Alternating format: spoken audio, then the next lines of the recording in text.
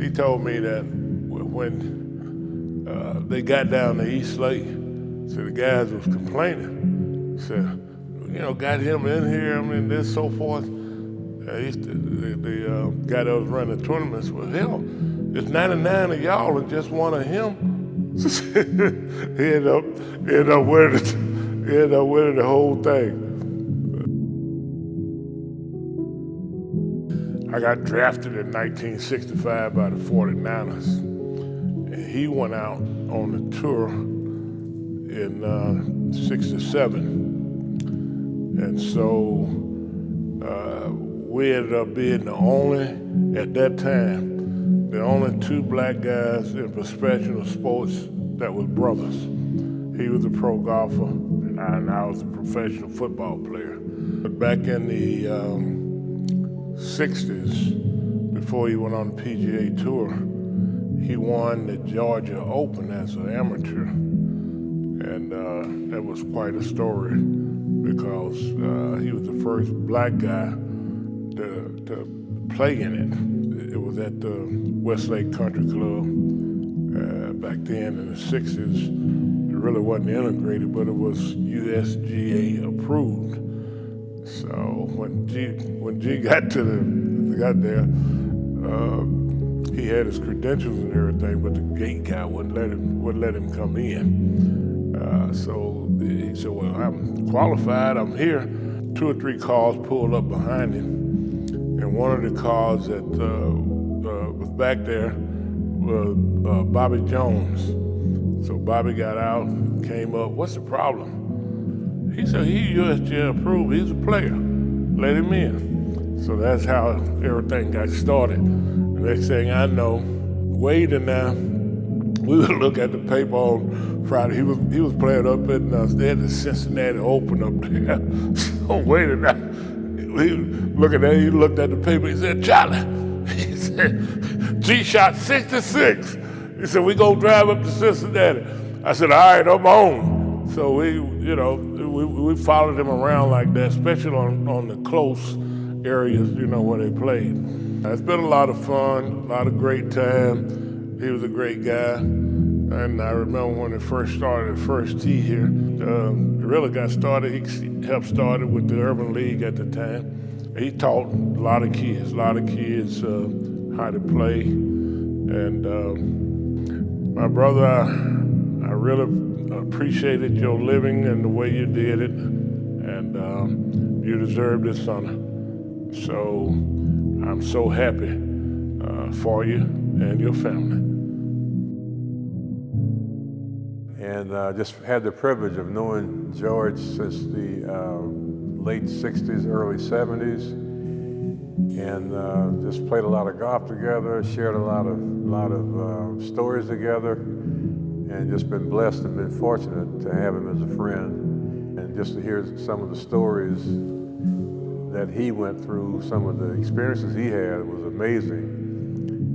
And we went through some of the same experiences because I was the first black to sign a basketball scholarship at the University of Louisville.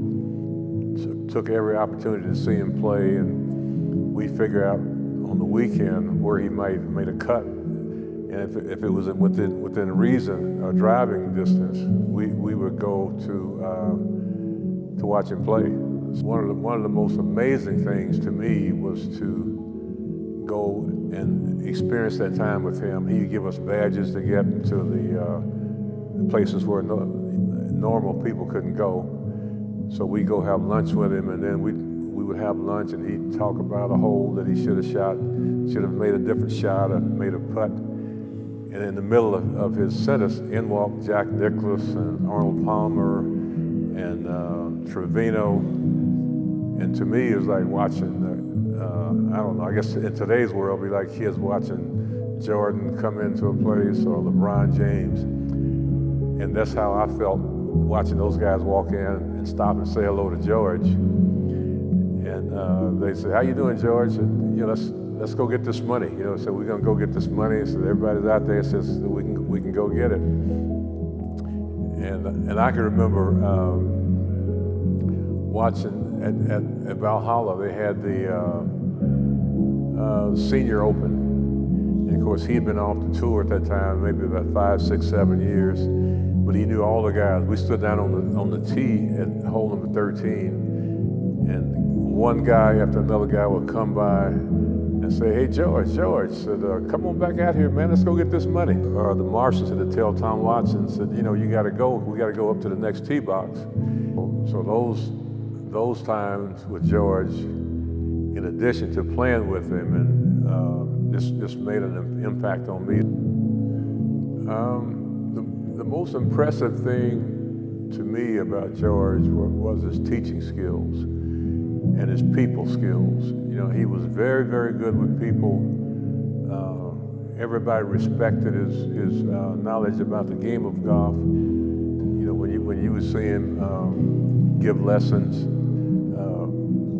to young people, to older people, I was just so impressed with how he could communicate and get the skills across to other people. And he helped me. We played in Scotland, and in Scotland we got on the plane to go, and G had this big leather professional bag. So we asked G, so G said, "Well, you know, this bag, we're gonna probably walk." We had to walk most of the courses. And G said, "Well, I only have 3 balls." Everybody looked at each other and said, 3 balls? He said, "Yeah." He says, "All I need is 3 balls." He said, he played the whole round over there in Scotland. He never lost a ball. And he told me, he said, "Coach," he said, "if you see me in the woods looking for a ball, I'm looking for somebody else's ball. It ain't mine."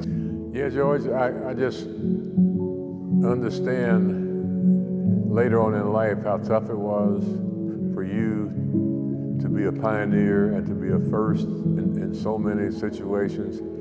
And being first is not easy.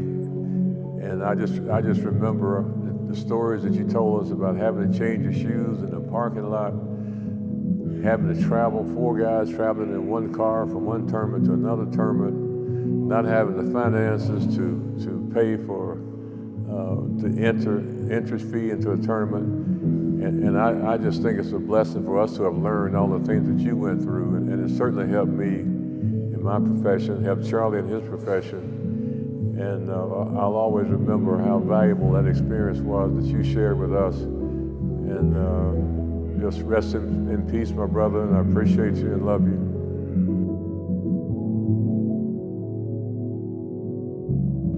Ironically, we met through golf, obviously, and yeah, obviously the friendship, you know, with brother Charlie and Wade Houston, and I could just kind of go down the list of guys that we played a lot of golf, traveled around in different courses, and just had the opportunity to just do what guys do, talk about life in general, talk about the old days, talk about what's going on, and talk about our golf games. And so just a lot of tremendous, great memories over all those years, and fun traveling around with G. Well, the irony of the situation is he was soft-spoken and never really talked about all the things that he did and the places he played and the people he played against and the tournaments he was in. I mean, those were things we you know had to drag out of him and learn about. And once you did, you really were amazed at how great a golfer he was, and probably one of the best memories I have of being on a golf course, golf trip, was when we had a chance to go play overseas. And it wasn't so much the playing golf, but at dinner that night, he told stories about coming up and some of the things that he went through just getting on the golf course, and then the things that he went through trying to play and being good enough to play on the tour, and yet at that time how it was not acceptable for him because of the color of his skin to play in a lot of those tournaments. And a lot of people don't know that when you play in PGA tournaments, especially some of the majors, they give you a money clip. And a lot of people thought, you know, and when I was on involved with the PGA, I thought that was just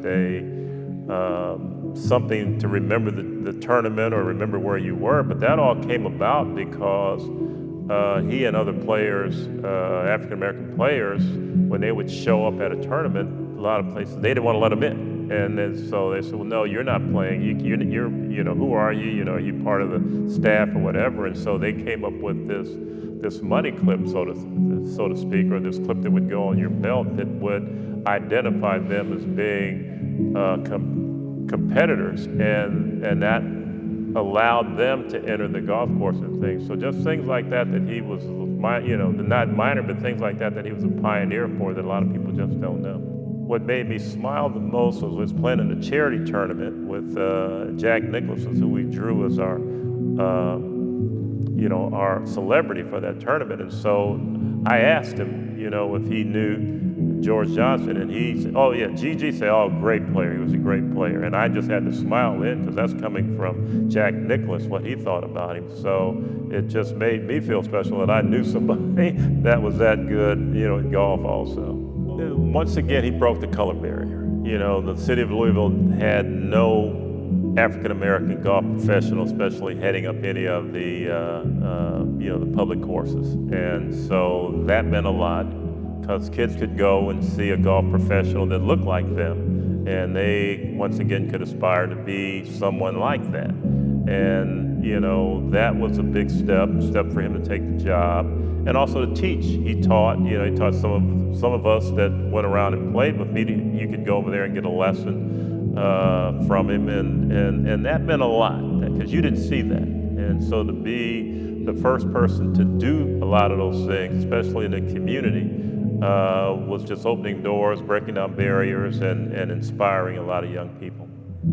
What makes this great, this honor great, is he will get the recognition that he deserved, and probably not as much recognition as he should have had for what he did and the color lines that he had to cross. And I wouldn't have known as much.